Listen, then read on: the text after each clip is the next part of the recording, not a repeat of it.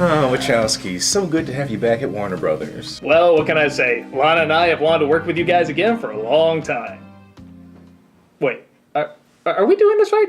What do you mean? I mean, Lana used to be Larry, so should we get a man to play the part? No, she's a woman now, so it makes sense. But she used to be a man. Yeah, but we don't have any women who used to be men. I think Jim used to be a woman but turned into a man. Really? I don't know, he said it when he was drunk. Would that really work, though, because he's a man now? But he's a transsexual. Does it make more sense to have a woman who's not a transsexual or a transsexual that's a transsexual the other way around? Look, I'm pretty sure it won't matter if we don't address it. It's the internet. That never works. Okay, we've all played different genders before, though, so clearly we don't have a problem with it. Yeah, but it's like the first real-life transsexual we're representing. I just want to make sure I don't piss anybody off. Oh, you mean like because I'm black and because she's a woman, we suddenly represent all blacks and all women? Exactly. Whoa, who says that? Everybody It's says the that. internet. That's just how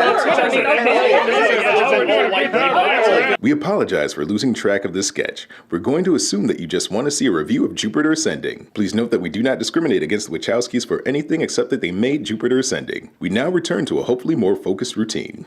So, Wachowskis, what did you have in mind? Well, something big and expensive. Big shot. You know Star Wars The Phantom Menace. Oh, that gigantic piece of... Awesomeness? We loved it too. That's why we want to do a film exactly like that. Except we want to replace all the boring dialogue and exposition. With even more boring dialogue and exposition. That sounds incredibly backwards. Oh, but you know how all the characters took themselves too seriously. Nobody liked that. Making the story seem more important than it really is. Amazingly unpopular. When really, they're just a person who's bored with their lives, who discovers that they're amazing. I literally saw that on the Disney Channel. That's our story. Oh, and there's spaceships. Been done. Rocket boots. Been done. Huge computer-generated backgrounds. Am I even in the room right now? And so much backstory and made-up names, you'll feel more like homework than it will entertainment. Okay, you clearly have a story that's 20 years behind, is made of mostly boring dialogue, rips off every sci-fi movie known to man, and you want millions of dollars from us after several critical and box office failures. Pretty much, yeah. Definitely. How the hell did you get money from us? 170 million sound all right?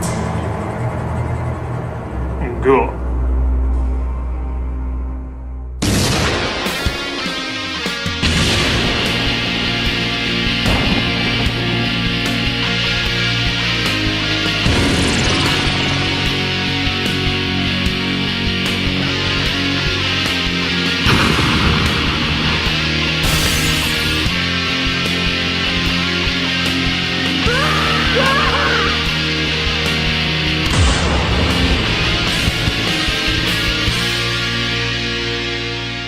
Hello, I'm a nostalgia critic. I remember it so you don't have to.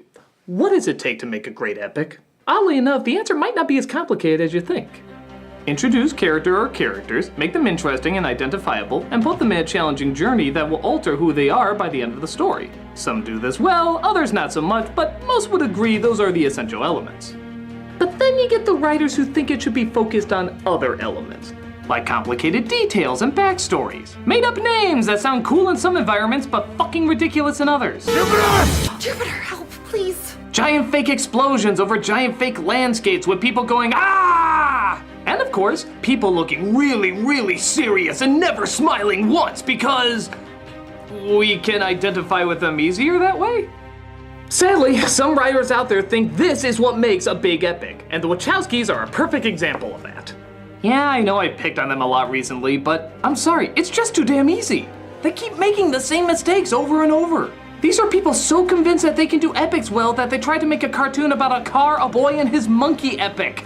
They made up their own bullshit language to look important, even though nobody could follow what the hell they were saying. And of course, they spent over $170 million on one of their biggest bombs ever, Jupiter Ascending.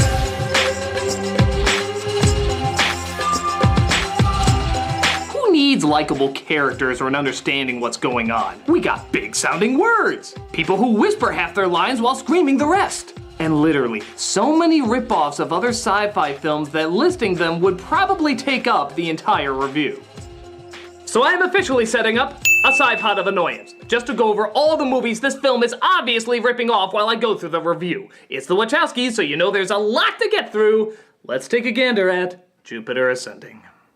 The movie opens with a narration from our main character, played by Mila Kunis. Technically speaking, I'm an alien. Shut up, Meg.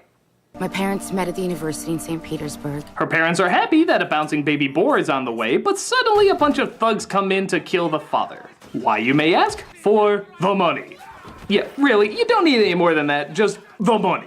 He could have used that money to cure cancer, or used it to smoke kittens' heads. It's just the money. You get it. It explains so much about the character and the situation. Yeah, don't worry though, this is the only time you'll wish they went into more detail. In fact, savor this moment. You'll find it's a curious rarity. Somewhere in the middle of the Atlantic, she pushed me out. I was born without a country, without a home, Without a script either. with Jupiter rising at 23 degrees ascendant. This is supposed to mean that I am destined for great things, and that I will find the one true love of my life. Nah, still sounds stupid. You could say that name means dinosaurs fighting sharks with laser nipples. It's still never gonna fly. I think it's a good name. Who are you? The voice actress for Sailor Jupiter. How random.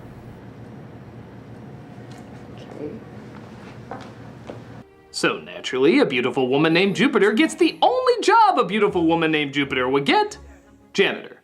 I hate my life. If only high-paying jobs favored hot people. We then cut to, I think, bounty hunters who are looking for... You know what? I'm just gonna play a game with you. It's called Try to Care. No, really, just listen to these clubbing fry guys for a couple seconds and see if you can give a shit to what's going on. Really try. Try to get invested. Another hunter. Index Legion. He was a skyjacker. How'd you know that? The boots. There was a hunter in the Legion to track a single gene in the Gaia. You see? It's impossible. They're just saying stuff. Not speaking dialogue, saying stuff. There's a big difference. They're just trying to say important sounding exposition that we've heard in a million films before. There's nothing original about it. Gee, are they all gonna fire the guy and miss too?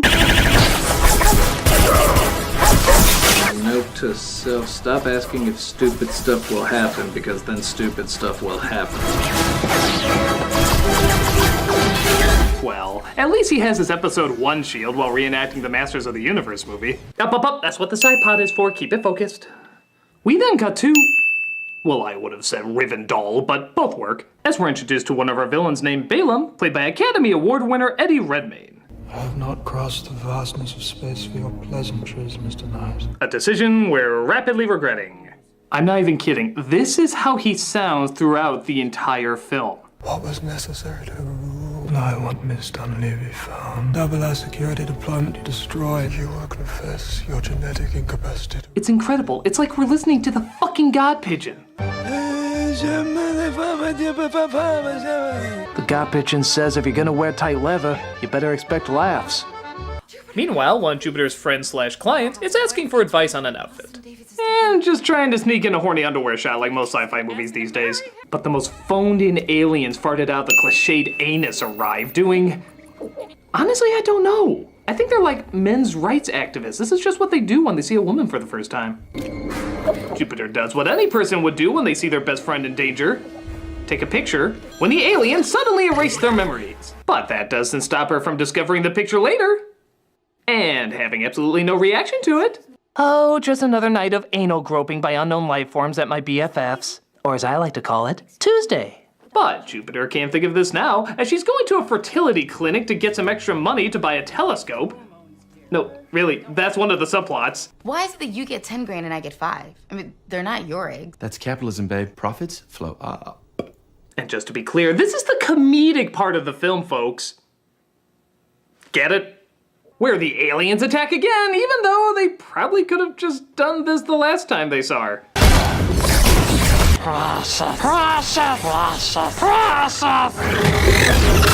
She's saved by a man named Kane, played by Channing Tatum, who takes her to the Sears Tower because I'm sure no security would be at that place. It can be difficult. People from underdeveloped worlds to hear that their planet is not the only inhabited planet in the verse. We're a species so advanced we call the universe the verse. Behold, as I prepare to shorten your most popular orange drink to Sunny D. There's a problem at the clinic. News reaches Michael Crawford's falsetto, who doesn't seem very happy with the news. Destroy any ship that comes near the planet. Where the fuck did that come from? Christ, I hope he doesn't sporadically scream like that on date night. Hey baby, what do you say we watch Orange is the New Black?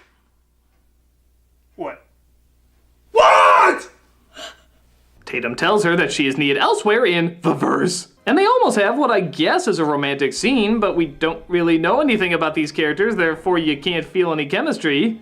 So I'll just point out how they're ripping off Superman Returns. But hey, at least we now know somebody watched Superman Returns. But more Callista Flockhart aliens are on the prowl, and they have actually a pretty decent chase throughout most of Chicago. But it goes on for so fucking long that you wish they would bump into better Chicago action scenes. Look out for the Joker!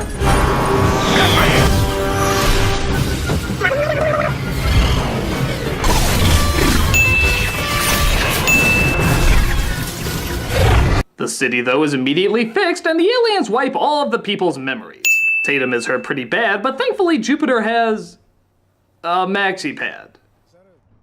I don't even know what kind of joke to make about that. For when you need to stop bleeding from more places than one. No, it's too weird, I got nothing. He takes her to his good friend Stinger, played by Sean, fuck you, I'm not gonna die in another role, Beaton. They decide to fight each other because they really like that cliche of two old friends meeting again and not getting along. Come on, even Ernest Save Christmas did that one. But Jupiter distracts them with her incredible power of stupid things. Your Majesty. So, why did the bees obey her? Get a load of this. No, bees are genetically designed to recognize royalty. They sense it. You know, I'm not gonna lie, I'm having trouble with this one. The whole movie. It is so surreally strange, I'm having trouble coming up with stuff to say about it.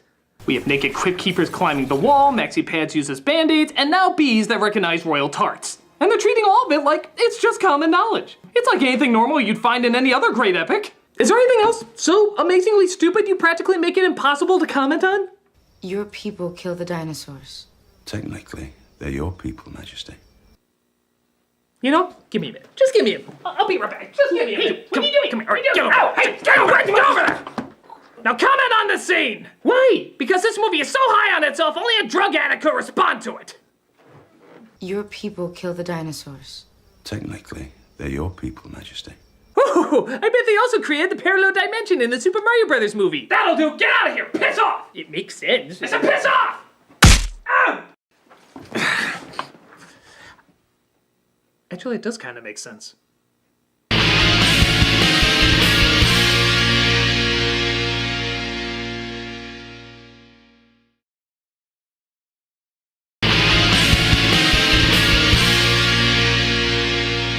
I hope you really like someone asking a question and someone else answering it, cause you're in for a great big fuck of it. You had wings? Bioneural synaptic prosthetic the military could buy. Why won't those human beings share things like this? Sharing has never been the strong suit of your species. Is he mad at me? The splicer that bred him had to sell him to the Legion for a loss. Ugh, I don't care. Next scene. Why did he get court-martialed?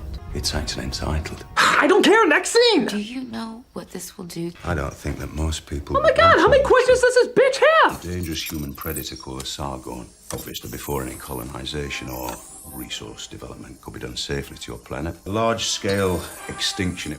You know, this is like instead of experiencing the awesomeness of Lord of the Rings, you're instead forced to hear the appendix throughout most of it. Helm was brought from the Hornberg and laid in the ninth mound.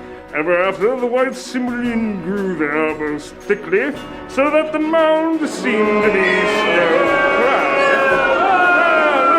Listen. If you do not stop, I shall be forced to close the book and do something awesome. I wouldn't do that to you. When Freyolf died, a new line of mounds was begun.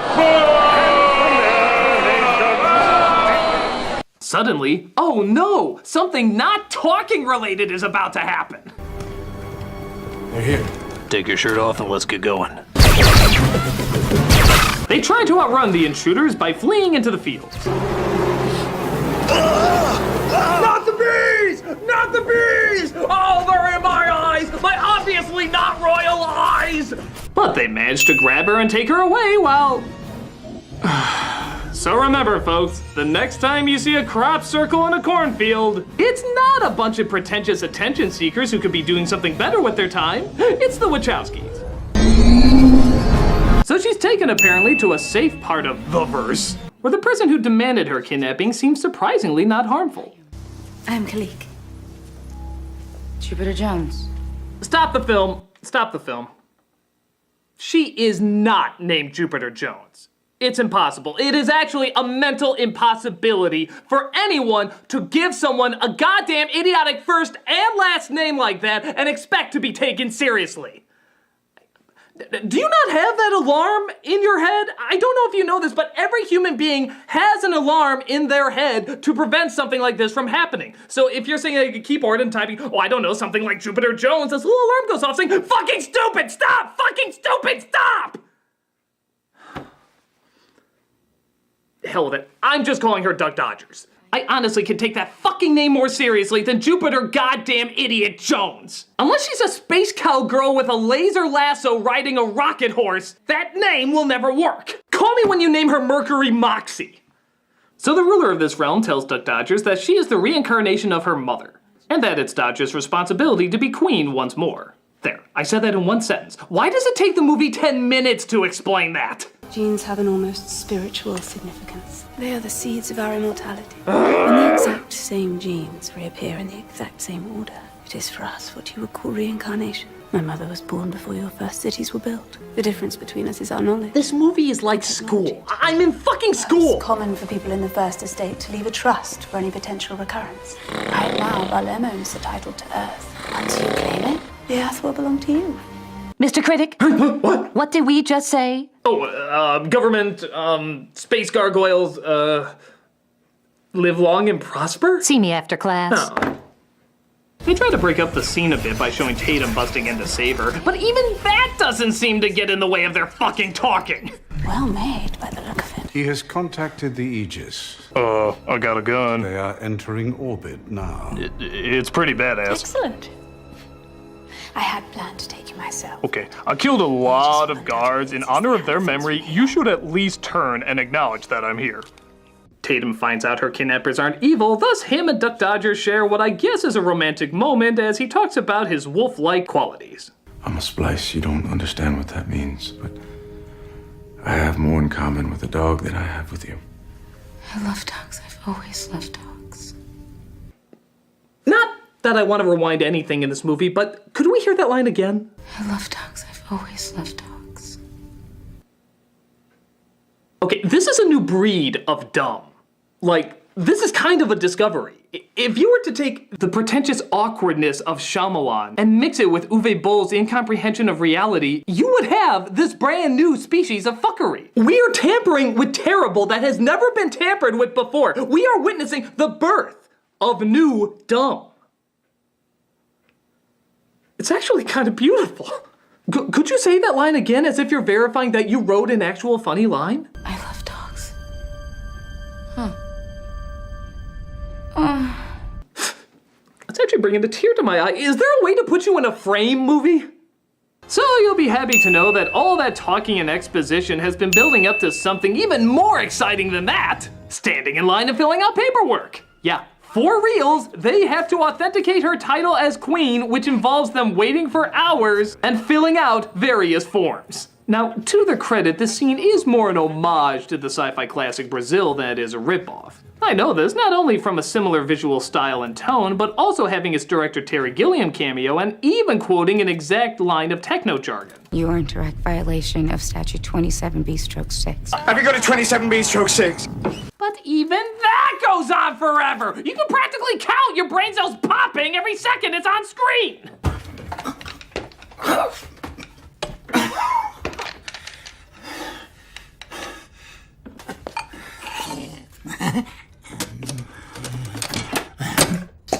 32, 33, 34. So she gets her stamp of queeniness. Sniff it, it smells like lemon. When Duck Dodger suddenly realizes, maybe she doesn't want to be queen. Yeah, good timing to come to that conclusion. I will admit there are things about my life that I would like to change. That doesn't make me a different person. It doesn't change the things that matter to me or who I care about. Like cleaning toilets and hating my life. Is there something happening to you right now? Does any part of you want to bite me? You know, Lana Wachowski, now that you've made the transition into becoming a woman, and you've been very brave coming out about it and trying to raise awareness and really standing up for transsexual rights, I mean, good for you, and I really mean that in all honesty, fantastic, wonderful job, you should be very proud, but now that you are a woman, don't you think you could write them a bit better? I mean, this character has done nothing throughout the entire film. Her biggest contribution so far is asking if she could have a different dress. Actually, you know what? I'm feeling a little overdressed, so if you maybe have something that I could change into. She said nothing interesting, done nothing interesting. She's just a complete and useless tool. All she's done so far is get kidnapped. Hell, why don't you just have her get kidnapped again? She seems to be really good at that. Are you fucking kidding me? Don't make this harder than it has to be. Jesus Christ, lady! Princess Peach is telling you to toughen up! You're being made fun of at damsel parties! Bella is making fun of you! Bella!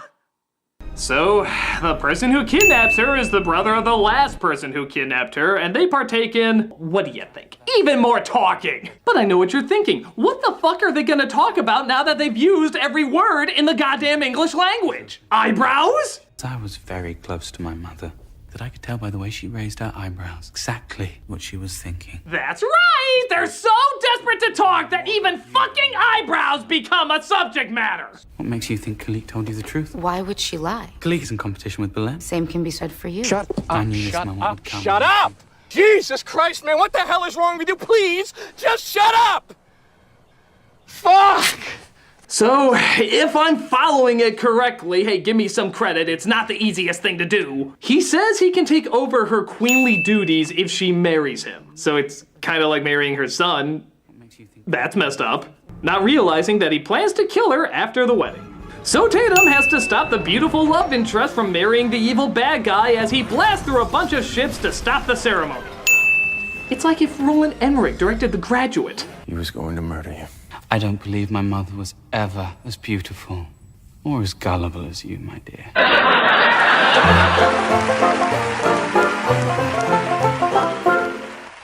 Well, that was a complete waste of time. What are we gonna do now? Okay, I'm just gonna give you a heads up. You need to be sitting down for this. I'm not even kidding. If you're standing up or you're walking, looking at this on your phone or a tablet or something like that, you need to sit down.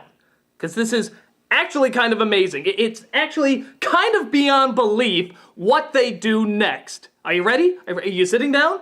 You comfortable? You good? You need a pillow or something? You're good? Okay. What do they do next? The exact same goddamn thing again. By Jesus, I wish I was joking. Honest to cock, it's beyond belief. But they literally repeat the exact same storyline that they just told us. Duck Dodgers again is kidnapped. A brother of the first kidnapper is again the one that does it. He wants to get his hands on her through some legal ceremony, and Tatum once again has to come in to save her. The only difference is this guy wants to destroy all life on Earth and has kidnapped her family to force her to say yes, but aside from that, the following 20 minutes is an exact carbon copy of the last 20 minutes. Oh my God. I should be angry. I should be fuming with rage that they actually thought they could take the exact same plot line they just fucking gave us and give it to us again, insultingly thinking that we somehow wouldn't notice. But at this point, it doesn't matter. I am watching Valhalla fall. It's so grand in its destruction, so puzzling in its death, so divine in its failure, that it really is a mind-blowing spectacle to behold. It is beautiful and heinous all at the same time. An incredible mixture of birth and Armageddon. All we need to top off this explosion of mediocrity is a performance so bad it will be our Brunhilde riding the winged horse into the flames.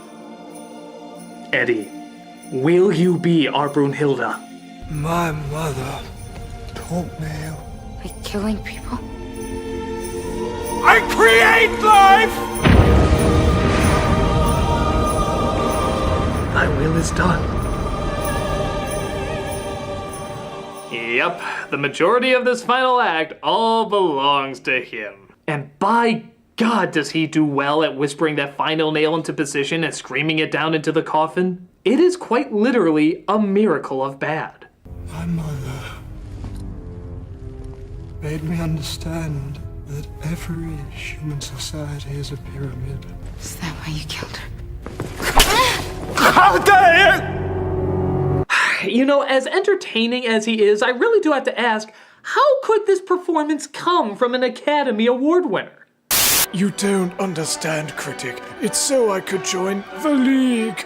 The League? Yes, the League of Good Actors who give one batshit crazy performance. What, that's a thing? Oh yes.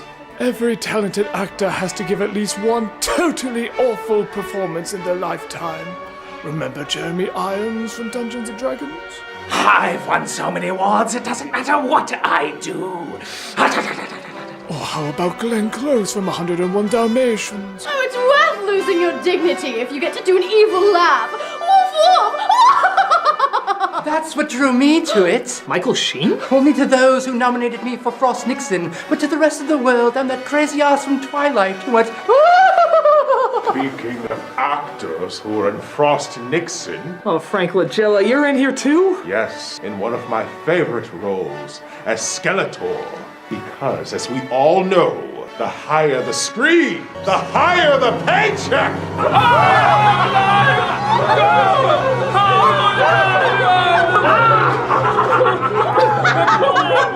So Duck Dodgers figures, yeah, I can let all of humanity die just to save my family. That seems the least selfish. When Tatum, somehow all by himself, gets through the most high-tech royal security in the verse, and even manages to destroy his entire kingdom as well. The power of fucking one, I guess. Is this familiar, Mother? Is this a trick question? Gee, I'm just gonna take a wild guess and say that Tatum saves her, yep. It's okay though, he wants to take her to yet a fourth sibling who wants to marry her and take control of Earth as well. They're kinda like Starbucks around here. I want to open the door for something. So Duck Dodgers finally decides she can be queen at home while also cleaning toilets. I think the stupidity of that speaks for itself. And look, Clarence even got his wings. And I swear to God, not even kidding, there was even more story than that in this film, but I simply don't have time to go over it. Yes, a lot of epics have big talks and complicated storylines, but the story of King Arthur works because we see our flaws and strengths in the character. Star Wars works because we like these people and want to see them get through alive. Thus, we're with them when they're thrown in these complex and dangerous worlds. Here, you don't care about anybody, so you don't care about the backstories or the made-up worlds. It attempts instead to sound big instead of feel big. It tries too hard in lesser areas and not hard enough in the ones that really matter. If there is one thing that's epic in this film, it's what an epic disaster it gave us in the end. It really is the Valhalla of botched epic stories. I'm the Nostalgia Critic, and I'm off to play Donkey Kong to get a more epic story. I can at least relate more to him!